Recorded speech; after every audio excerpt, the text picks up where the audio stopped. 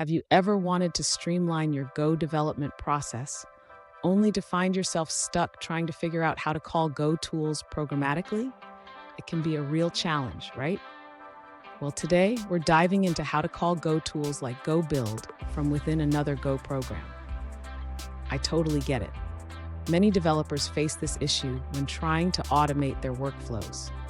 You want structured output instead of the usual text clutter from the command line. You're definitely not alone in this struggle.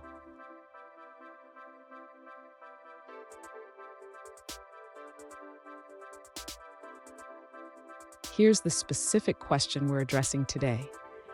One user asked, is there a way to call the Go tools programmatically from within another Go program and get more structured output? If this sounds like your question, stick around as we explore the solution together. So, what's the deal with calling Go tools programmatically?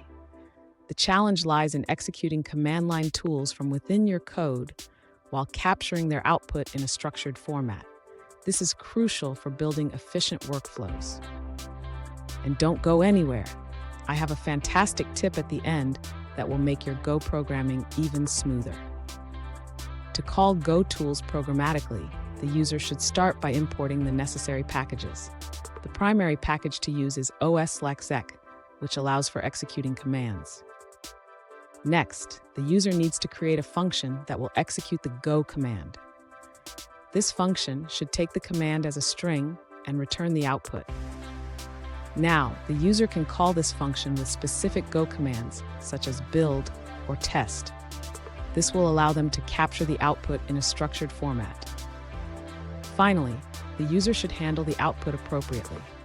This could involve logging it or processing it further based on their application's needs. Fun fact, the Go programming language was created at Google to improve programming productivity. Now you can enhance your productivity even more by automating your tool calls. Now let's look at the answers provided by other users. One alternative approach to calling Go tools programmatically is by using the os/exec package. This allows you to run commands like Go Build directly from your Go program. You can also pass additional flags, such as the build mode flag, to customize the build process. For more details, you can refer to the official documentation at golang.org. Now, let's dive into a different answer from another user. One alternative approach is to use the os/exec package in Go to execute console commands programmatically. For example, you can run a command like go run lib/main.go within your Go program. However, the user notes that this method may not be very useful. Here's the pro tip I promised. Always handle errors when executing commands. This will save you from unexpected crashes and help you debug more effectively.